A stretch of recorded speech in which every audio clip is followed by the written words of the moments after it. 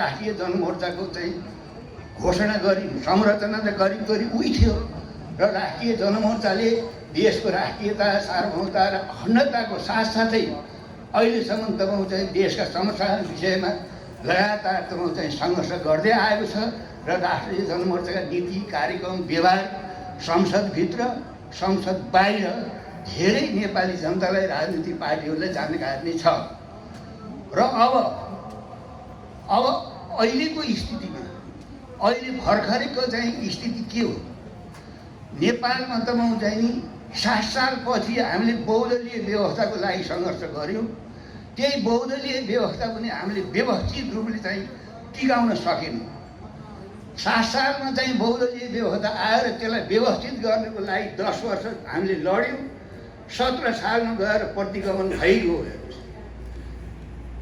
7 सालको अन्तरिम संविधानमा के लेखिएको थियो भने संविधान सभाद्वारा तपाईँ चाहिँ संविधान बनाएर संसदको तपाईँ चाहिँ गठन गर्नुपर्छ र देशको राजकालमा चाहिँ जनताले चुनेका जनप्रतिनिधिहरू चाहिँ ले शासन गर्नुपर्छ भन्ने जुन खालको व्यवस्था थियो त्यो त मान्ने कुरै भएन।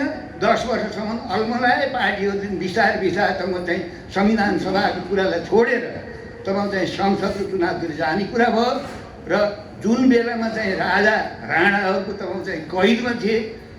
नेपाली जनताको सङ्घर्षबाट उनीहरू बाहिर निस्केपछि राणाहरूले प्रयोग गरेको तपाईँ चाहिँ राजकीय अधिकार सम्पूर्ण अधिकार उनीहरूले बिस्तारै बिस्तारै बिस्तारै आफ्नो कब्जामा ल्याएर तपाईँ चाहिँ 17 सालमा प्रतिगमन भयो।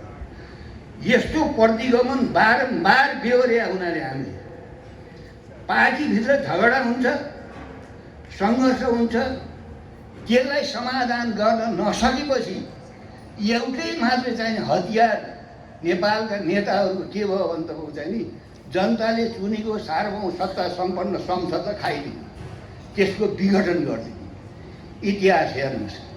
17 सालको कुरा गर्नुहुन्छ भने पनि तपाईँ चाहिँ के भयो भने राजा महेन्द्रलाई चाहिँ नेपाली काङ्ग्रेसले 2/3 ल्याउँछ भन्ने उनका मनमा थिएन। किन भन्नुहुन्छ भने अब मेरै वर्चस्व छ, मै सर्वेसरा छु, त्यसो हुनाले नेपाली जनताले मैले टेके